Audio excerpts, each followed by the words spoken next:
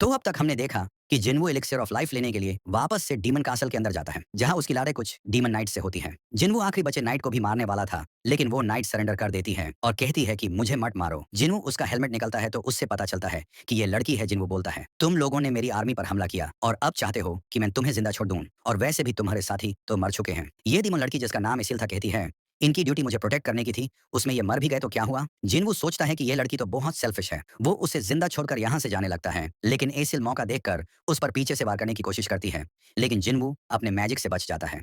Acyl फिर से माफी मांगती है और कहती है, मुझे मत मारो, तुम जो कहोगे मैं वो करूंगी। जिन्वो पूछता है कि क्या वो उसे अगले फ्लोर का एंट्री परमिट दिलवा सकती है। एसिल कहती है कि वो परमिट उसकी फैमिली के पास है और वो जिन्वो को वहां ले जा सकती है। जिन्वो अब डरावाने तरीके से पूछता है, क्या मैं तुम पर भरोसा कर सकता हूँ। एसिल कहती है, मैं झूठ नहीं बोल रही। जिन्वो परमिट के बदले उसे जिंदा छोड़ने को मान जाता है। फिर वो पूछता है, आखिर तुम लोग हो कौन। दूसरी तरफ हम देखते हैं एक आइलैंड जहां एक पावरफुल अंट मॉन्स्टर उड़कर आ गया था और उसने वहां तबाही मचा दी थी, कई लोगों को मार दिया था। इधर जिन्वो एसिल से पूछता है, क्या तुम्हें भी अपने माइंड में इंसानों को मारने की आवाज सुनाई देती है। एसिल कहती है, नहीं, लेकिन हमें दूसरी कमांड मिलती है, अपनी जगह को प्रोटेक्ट करो। मतलब ये मॉन्स्टर्स डंजन वाले मॉन्स्टर से अलग हैं।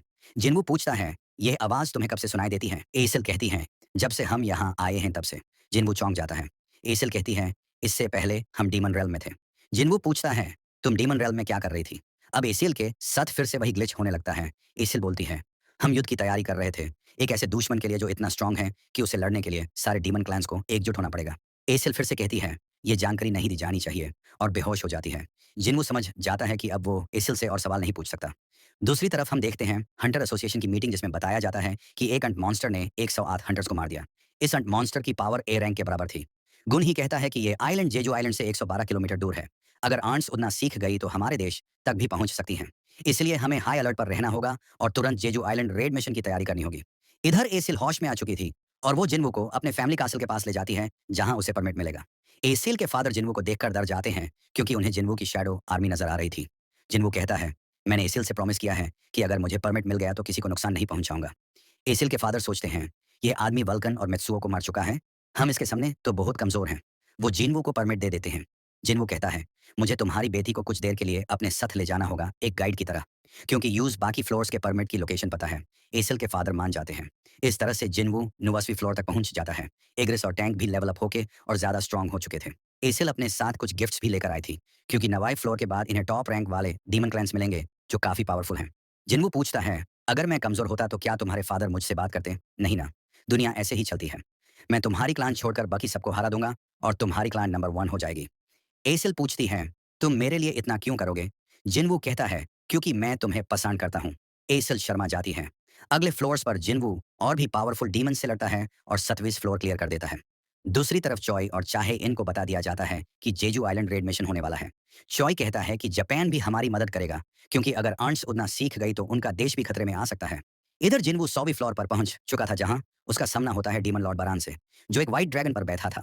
बरन अब अपनी डीमन आर्मी को बुलाता है, जो जिन्वो और एसिल को चारों तरफ से घेर लेती है। जिन्वो अपने आसपास डोमेन बना लेता है और उसकी शैडो आर्मी डीमन से लड़ने लगती है। टस्क अपने मैजिक से अकेला ही कई डीमंस को जला देता है। एसिल सोचती हैं, डीमन मोनक बरन यहाँ का राजा है और जिन्वो एक घुसपैठिया, मुझे किसकी साइड लेनी चाहिए। बरन एक पावरफुल लाइटनिंग अटैक करता है जो एसिल को मारने वाला होता है, लेकिन जिन्वो उसे बचा लेता है। जिन्वो सोचता है कि अगर ये अटैक बार बार होता रहा तो उसका माना जल्दी खत्म हो जाएगा, तो उससे जल्दी बरन को मारना पड़ेगा। वो गायब होकर बरन के पास पहुंचता है, लेकिन बरन उसका अटैक रोक लेता है। जिन्वो का मना खत्म हो चुका था, लेकिन तभी एसिल अपना भाला बरन की तरफ फेंक देती है। बरन का ध्यान भटक जाता है और जिन्वो इसका फायदा उठा के बरन के दोनों हाथ उखड़ देता है। फिर एक जोर का पंच मार के बरन की गर्दन अलग कर देता है। बरन मर जाता है और डीमन कासल मिशन कंप्लीट हो जाता है। जिन्वो एसिल से कहता है, वापस जाओ और अपने फादर को बता दो कि अब तुम्हारी फैमिली टॉप रैंक पर है।